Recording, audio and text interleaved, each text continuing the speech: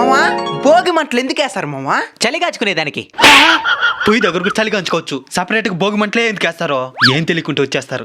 ఆయన వదిలి మామ, ఆయన దానికి పనికిరాడా? నువ్వు చెప్పు మామా, భోగి మంటలు ఎందుకు వేస్తారు? భోగి పండగ కాబట్టి. పనికి మళ్ళీ బ్యాచ్ అంతా ఈయనే ఉన్నారు కదరా. భోగి మంటలు మాట్లాడుతున్నాయిరా. చిన్నప్పటి నుంచి చేసుకున్నారు భోగి పండగ.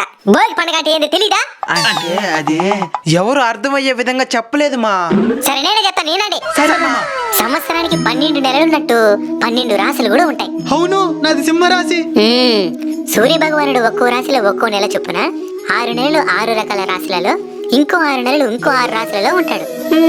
కర్కాటక రాశి నుండి ధనుర్ రాశి వరకు సూర్యుడుండే 6 నెలల సమయాన్ని దక్షిణాయనం అంటారు. మకర రాశి నుండి మిథున రాశి వరకు ఉండే 6 నెలల సమయాన్ని ఉత్తరాయణం అంటారు. భోగి అనేది దక్షిణాయనంలో చివరి రోజు అన్నమాట. అప్పుడు రేపు ఏ ఆయనం ప్రారంభమవుతుంది?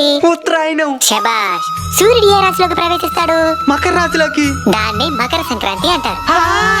దక్షిణాయనంలో తాము ఎదుర్కొన్న కష్టాలు బాధలని భోగి మంటల రూపంలో అగ్నిదేవునికి సమర్పించి నువ్వుల నూనెతో తలంటు స్నానం చేస్తారు. అవును. పాత వస్తువులన్నిటినీ భోగి మంటల్లో వేసి నూతన జీవనానికి నాంది పలుకుతారు. అలానే చిన్నపిల్లలపై భోగి పళ్ళు పోసి సూర్యదేవుని అనుగ్రహం కలగాలని ఆశీర్వదిస్తారు. ఈ విషయాలన్నీ తెలియని వారందరికీ షేర్ చేసి తెలియజేయండి. సరే సరిపోయి స్నానం చేయబోండి. మీ జిడ్డు మొక్కలు చూడలేకపోతున్నాను.